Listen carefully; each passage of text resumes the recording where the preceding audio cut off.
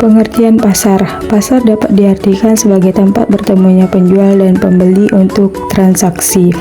Pengertian ini tidak terbatas pada pasar fisik, tetapi juga secara daring. Saat ini, bentuk pasar memang tidak hanya pasar berupa wujud fisik, tetapi juga dapat berupa jual beli online. Secara umum, keduanya dapat dibedakan menjadi pasar konkret dan pasar abstrak. Jika dilihat dari strukturnya, pasar juga dibedakan menjadi pasar persaingan sempurna dan pasar persaingan tidak sempurna. Pasar persaingan sempurna merupakan pasar yang paling ideal karena pasar ini dapat menjamin terwujudnya kegiatan ekonomi yang lebih efisien. Pasar persaingan sempurna memiliki banyak penjual dan pembeli serta harga terbentuk melalui mekanisme pasar, sehingga penjual maupun pembeli tidak dapat mempengaruhi keadaan pasar. Tidak ada satupun penjual atau pembeli yang dominan dalam pasar persaingan sempurna. Namun, dalam praktiknya, pasar persaingan sempurna tidak ada. Yang ada hanyalah ciri-ciri pasar yang mendekati pasar persaingan sempurna. Selain pasar persaingan sempurna, terdapat pula pasar persaingan tidak sempurna. Umumnya, pasar persaingan tidak sempurna ini juga dibagi menjadi beberapa jenis, antara lainnya pasar monopoli, monopolistik, dan oligopoli. Pasar monopoli adalah suatu bentuk pasar ketika hanya ada satu penjual atau pembeli, sehingga penjual atau pembeli tersebut dapat menentukan harga pasar. Sedangkan pasar oligopoli adalah suatu bentuk pasar ketika hanya ada beberapa penjual yang biasanya kurang dari 10 penjual dengan jumlah pembeli yang banyak. Para penjual ini dapat bersepakat untuk menentukan harga bersama yang menguntungkan bagi mereka. Pasar monopolistik disebut juga pasar persaingan monopolistik, adalah bentuk pasar yang terdapat banyak penjual dengan barang serupa tetapi terdiferensiasi, memiliki perbedaan. Proses terbentuknya harga pasar.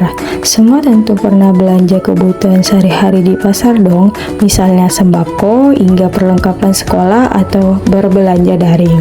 Pada proses jual beli yang dilakukan biasanya ada proses tawar-menawar harga, baik secara tatap muka, langsung maupun via cek dengan penjual. Dari persepsi pembeli, yaitu permintaan, tentu akan ada penawar dengan harga yang rendah untuk jumlah barang tertentu. Sebaliknya, dari persepsi penjual, yaitu penawaran, tentu akan menawarkan harga barang yang tinggi untuk jumlah barang tertentu. Pada saat pembeli dan penjual melakukan transaksi, terjadi proses tawar-menawar dan kesepakatan harga. Harga, kesepakatan pembeli dan penjual inilah yang disebut dengan harga keseimbangan atau harga pasar. Harga pasar terbentuk pada saat jumlah barang yang diminta sama dengan jumlah barang yang ditawarkan pada tingkat harga dan waktu tertentu. Keseimbangan harga atau equilibrium adalah keadaan ketika penjual dan pembeli sepakat pada harga jumlah barang tertentu. Secara sederhana, keseimbangan harga bisa digambarkan sebagai titik perpotongan antara kurva permintaan dan kurva penawaran.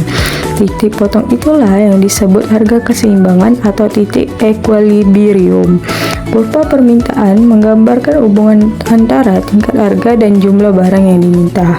Hukum permintaan menyatakan bahwa hubungan antara jumlah barang yang diminta dan tingkat harga berkorelasi negatif atau berbanding terbalik. Ini artinya jika tingkat harga naik, maka jumlah barang yang diminta turun. Sebaliknya, jika tingkat harga turun, maka jumlah barang yang diminta mengalami kenaikan. Pada teori penawaran, terdapat hukum yang menyebutkan semakin tinggi harga suatu barang, maka semakin banyak barang yang ditawarkan. Sebaliknya, semakin rendah harga suatu barang, maka semakin sedikit barang yang ditawarkan. Karena hukum penawaran berlawanan dengan hukum permintaan, maka kurva penawaran juga berlawanan dengan kurva permintaan. Harga keseimbangan dapat terlihat pada contoh permintaan penawaran di bawah ini. Terdapat pada tabel harga 6.000 dengan jumlah permintaan 6 dan jumlah penawarannya 6 yang memiliki keseimbangan antara permintaan dan penawaran. Kurva harga pasar dari kurva penawaran dan kurva permintaan yang di tabel di atas bisa digambarkan sebagai kurva di bawah ini.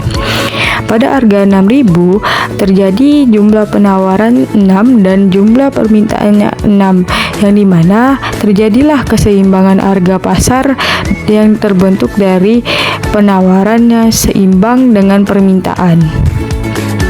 Dapat disimpulkan bahwa harga pasar terbentuk pada saat jumlah barang yang diminta sama dengan jumlah barang yang ditawarkan pada tingkat harga dan waktu tertentu, di mana hukum permintaan jika tingkat harga naik maka jumlah barang yang diminta turun, sebaliknya jika tingkat harga turun maka jumlah barang yang diminta mengalami kenaikan. Sedangkan hukum penawaran, semakin tinggi harga suatu barang maka semakin banyak barang yang ditawarkan, sebaliknya semakin rendah harga suatu barang maka semakin sedikit barang yang ditawarkan.